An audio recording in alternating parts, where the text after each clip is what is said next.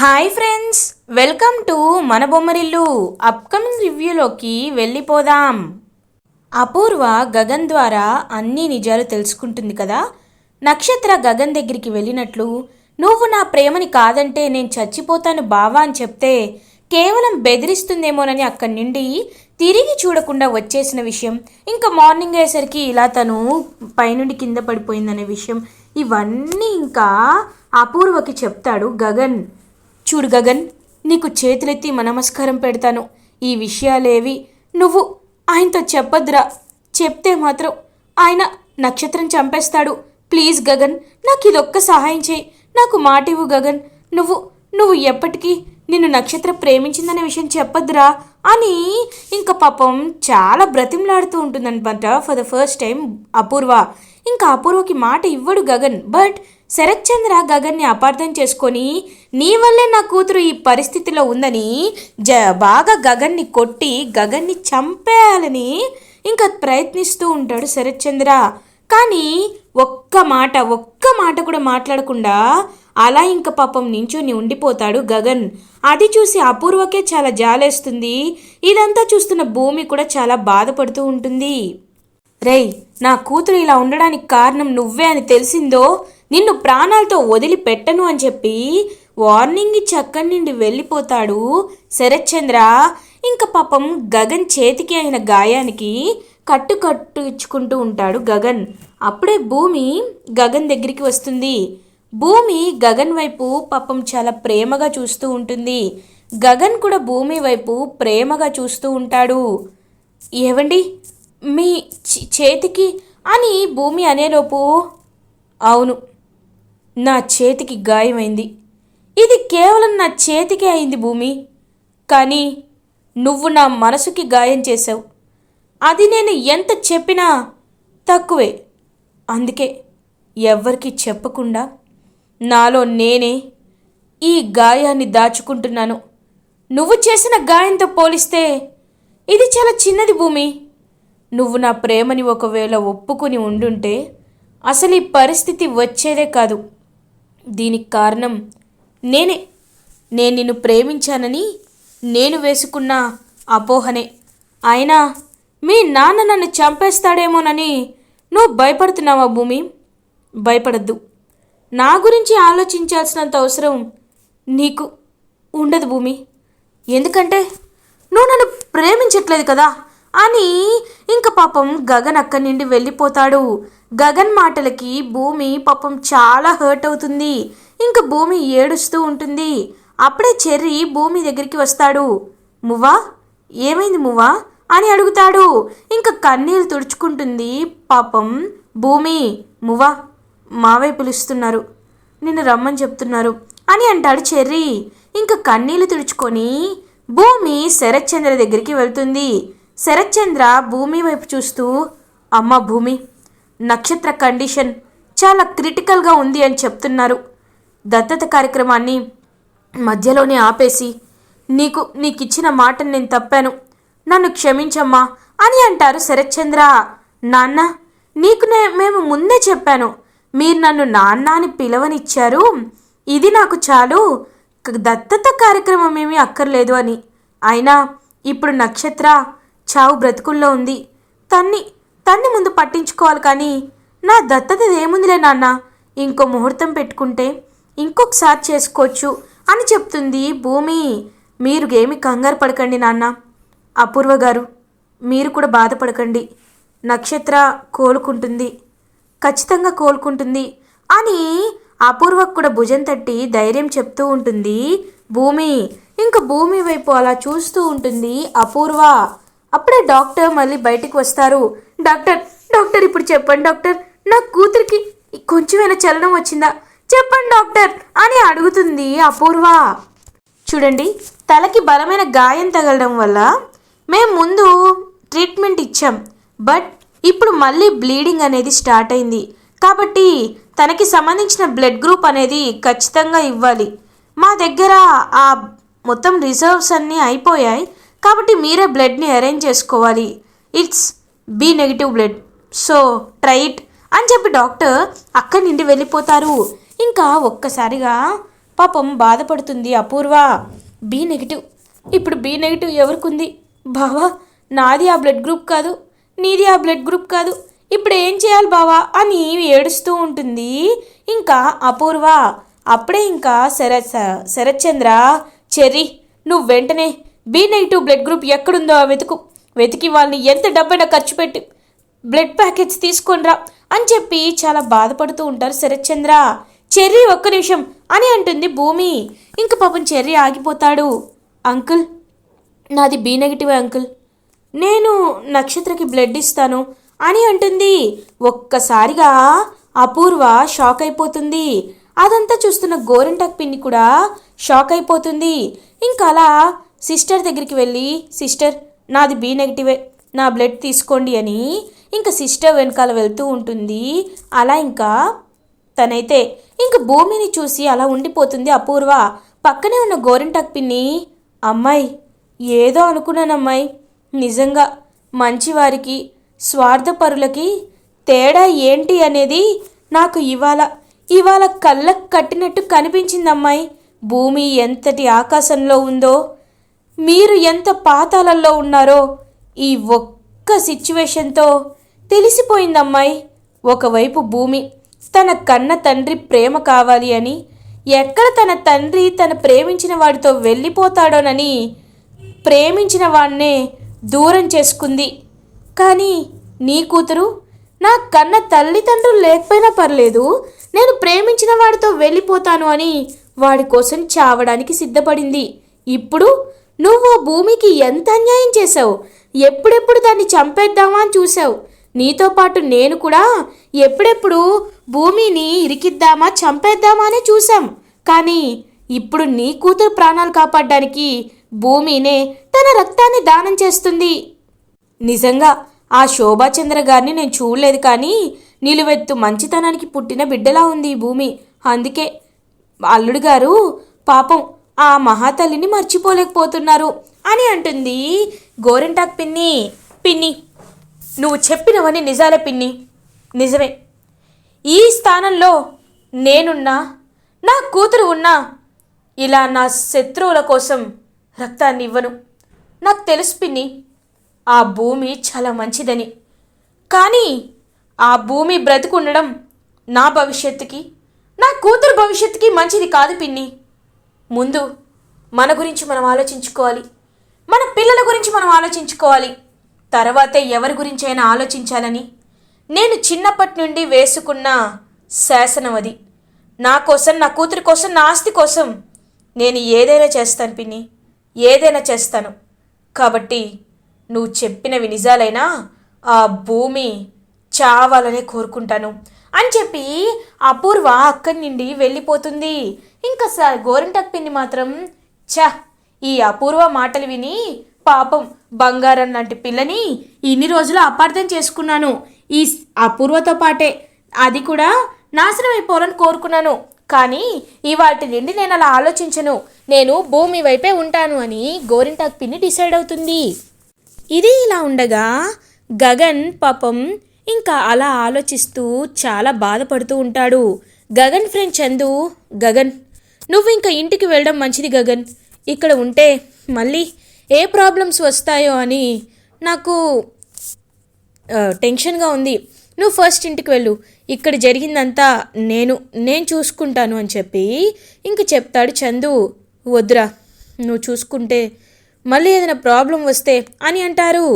లేదు, ఖచ్చితంగా నేను చూసుకుంటాను, మీరు వెళ్ళిపోండి అని చెప్తాడు గగన్కి చందు.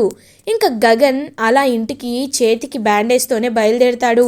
ఇది ఇలా ఉండగా శారదాదేవి గగన్ ఎక్కడికి వెళ్ళాడు, మార్నింగే ఏదో పని ఉందని వెళ్ళాడు, కానీ ఇప్పుడు ఇంకా ఫోన్ లిఫ్ట్ చేయటం లేదు. ఎక్కడున్నాడు అంటే కన్స్ట్రక్షన్ సైట్ వాళ్ళు కూడా ఎవరు ఫోన్ లిఫ్ట్ చేయటం లేదు, అసలు ఏమైంది అని ఇంకా ఆలోచిస్తూ ఉంటుంది శారద. అప్పుడే గగన్ కార్ సౌండ్ వినపడుతుంది. అమ్మా, అన్నయ్య వచ్చాడు అని చెప్తుంది పూర్ణిమ. ఇంకా అలా వెళ్ళి చూసేసరికి గగన్ చాలా బాధగా, వెరీ రఫ్గా చేతికి బ్యాండేజ్తో ఇంటికి వస్తాడు. గగన్ని చూసి ఒక్కసారిగా శారదాదేవి షాక్ అయిపోతుంది. నాన్న గగన్, ఏంట్రా ఇది, ఈ చేతికి కట్టేంట్రా, ఏమైందిరా అని అడుగుతుంది శారద. ఏం లేదమ్మా, కాసేపు నన్ను డిస్టర్బ్ చేయొద్దు అని తన రూమ్లోకి వెళ్ళిపోతాడు గగన్. ఇంక పాపం అలా చూస్తూ ఉంటుందన్నమాట శారద. అసలు ఏమైంది పూరి వీడికి, ఎందుకు ఇలా ఉన్నాడు అని ఆలోచిస్తూ ఉంటుంది శారద. అమ్మా, అన్నయ్య గురించి నీకు తెలిసిందే కదా, డిస్టర్బ్ చేయొద్దు అన్నాడంటే అన్నయ్య చాలా చాలా మానసికంగా కృంగిపోయి ఉన్నాడని అర్థం. ఒక హాఫ్ అన్ అవర్ అయ్యాక నేను వెళ్ళి అన్నయ్యతో మాట్లాడతాను, ఇప్పుడు అన్నయ్యని ఒంటరిగానే ఉండనిద్దామని చెప్పి ఇంకా ఓదారుస్తూ ఉంటుంది శారదని పూర్ణిమ. ఇది ఇలా ఉండగా నక్షత్రకి భూమి బ్లడ్ ఇస్తుంది. నక్షత్ర కోలుకుంటుంది. ఇంకలా 1 or 2 hours తర్వాత నక్షత్ర మెల్లగా కళ్ళు తెరవడం మొదలు పెడుతుంది. ఇంకా నక్షత్ర అలా కళ్ళు తెరిచి చూస్తూ ఉంటుంది. చుట్టూ చూసేసరికి ఎవ్వరూ కనిపించరు.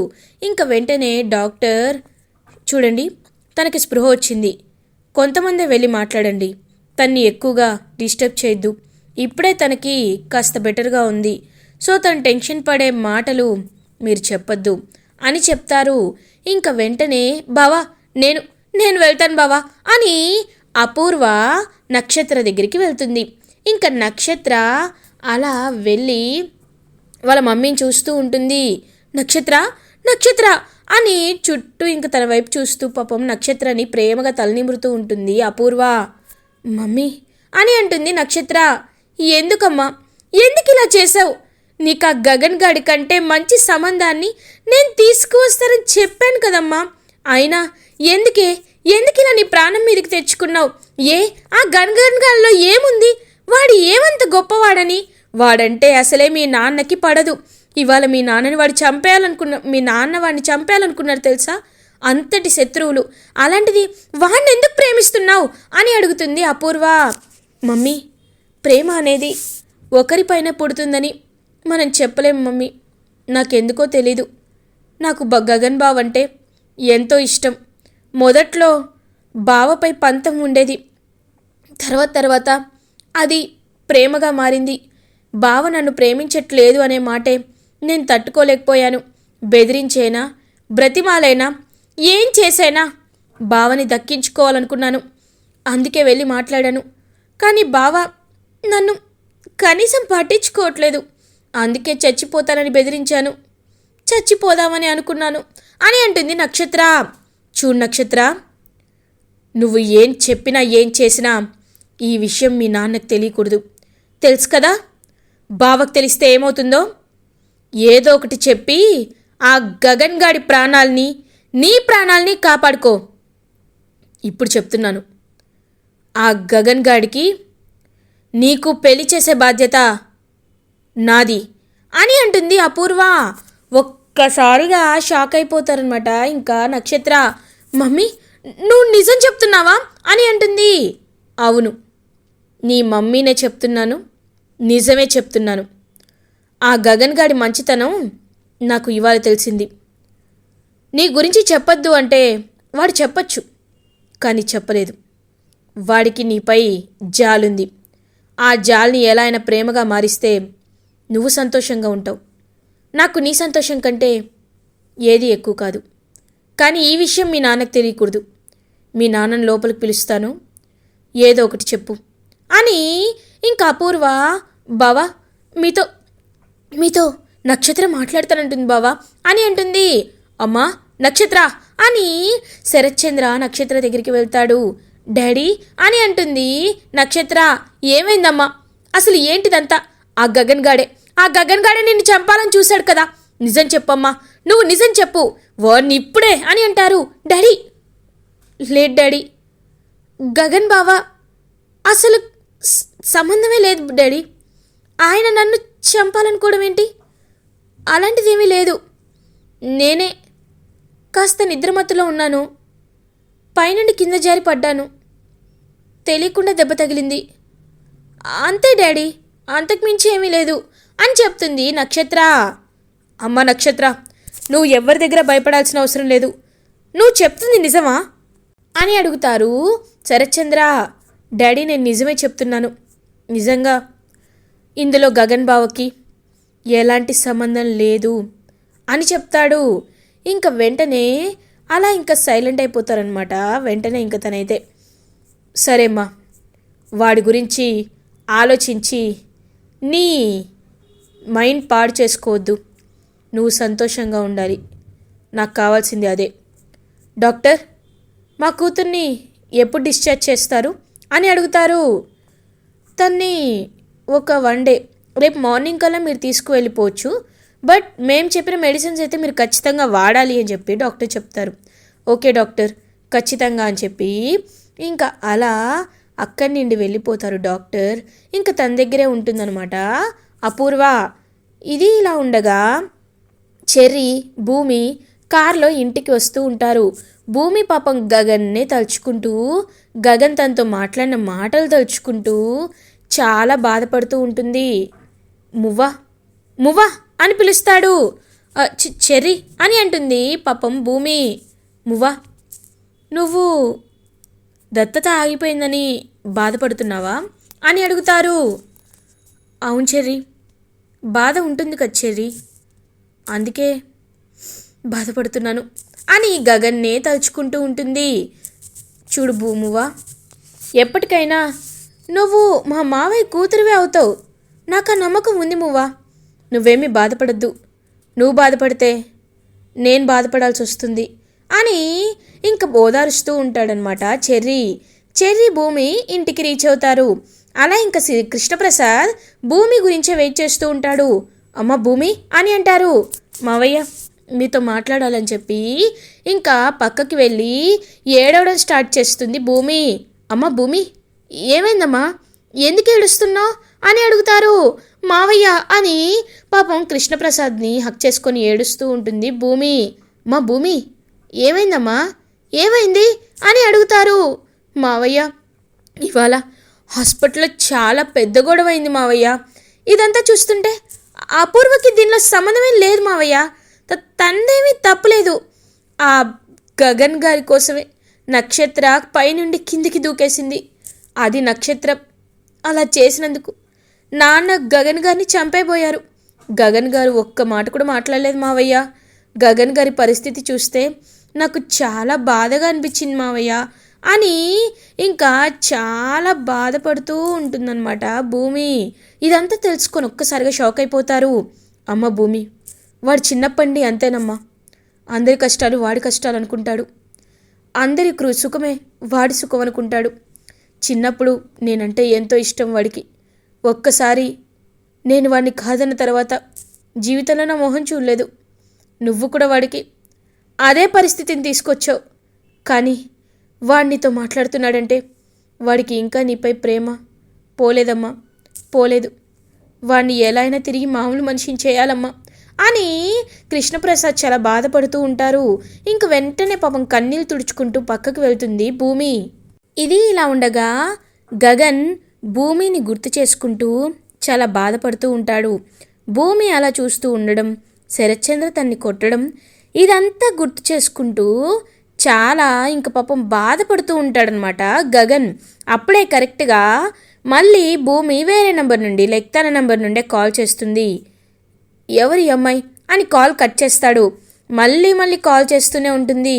హలో, ఎవరు నువ్వు, ఎందుకు నాకు కాల్ చేస్తున్నావు, నన్ను ఇరిటేట్ చేస్తున్నావు, ఇప్పటికే నాకున్న సమస్యలు చాలావా, నువ్వేంటి మధ్యలో, ఇంకెప్పుడు నాకు కాల్ చేయొద్దు అని చెప్తాడు.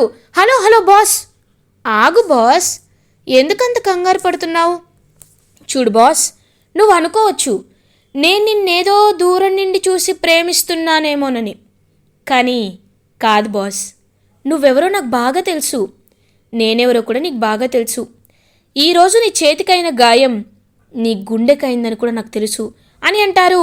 వెంటనే తన చేతిని చూసుకుంటూ, అసలు ఎవరు నువ్వు, నీ పేరేంటి, ఎక్కడుంటావు, ఎందుకు ప్రతి విషయం నాది నీకు ఎలా తెలుస్తుంది, నువ్వు అసలు ఎవరు అని అడుగుతారు. చూడు బాస్, నేనెవరో నీకు తెలుసుకోవాలంటే నువ్వు గతంలోకి వెళ్ళాలి అని అంటుంది భూమి. నేను నీ చిన్ననాటి స్నేహితురాలి బాస్ అని అంటారు. ఏంటి, నా చిన్ననాటి స్నేహితురాలువా, ఎవరు నువ్వు, గీతావా, లతావా, ఎవరు అని అడుగుతాడు. వాళ్ళెవరూ కాదు బాస్, నువ్వు భద్రంగా ఇప్పటికీ నీ కార్లో దాచుకున్నావే మువ్వ, ఆ చిన్ననాటి మువ్వనే నేను అని చెప్తుంది. ఒక్కసారిగా షాక్ అయిపోతాడు గగన్. వాట్, నువ్వు నువ్వు నా మువ్వవా అని అడుగుతారు. అవును బాస్, నేను మీ మువ్వది. మీరు నన్ను చిన్నప్పుడు కాపాడి నాకు ప్రాణదానం చేశారు.